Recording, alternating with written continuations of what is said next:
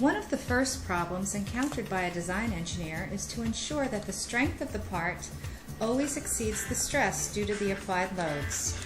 All semester we've been talking about different types of loads: forces, bending moment, torque. This short video will explain what stress formula to use for each type of loading condition. Let's start with a part loaded in tension or compression.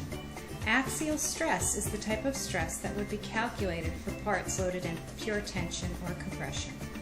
For a part in tension, stress, represented by the Greek symbol sigma, is equal to positive force divided by area, where F is the magnitude of the tensile force and area is the cross-sectional area or area perpendicular to the force.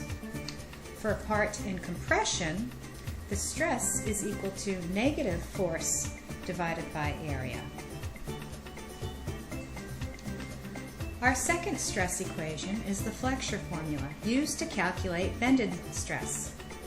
Forces perpendicular or transverse to the primary axes of a part produce bending moments in the beam, which result in the development of bending stresses. Let's look first at a beam with downward forces on the ends. The deflected shape of the beam is concave downward, or in the shape of a frown. Bending stresses are either tensile or compressive. In the case shown here, the top surface of the beam is in tension and the bottom surface in compression. Next, consider a beam with upward forces on the ends. The deflected shape of the beam is concave upward or in the shape of a smile. In this situation, the top surface of the beam is in compression and the bottom surface in tension. The flexure formula is used to calculate maximum bending stress. Stress, sigma, is equal to mc over I, where m is the magnitude of the bending moment at the point of interest, c is the distance from the neutral axes to outside surface of the beam, and I is the moment of inertia of the cross-section with respect to the neutral axes. Our third and final stress equation is the torsional shear stress equation used when parts are subjected to torque. When a torque or twisting moment is applied to a member, it tends to deform by twisting, causing a rotation of one part of the member relative to another.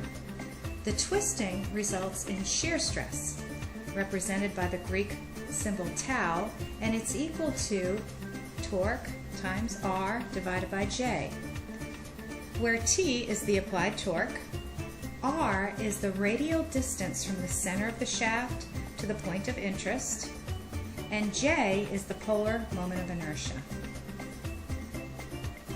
In summary, these are the guidelines to use when choosing your equation to calculate stress. Thanks for listening. If you have any questions, please don't hesitate to contact me.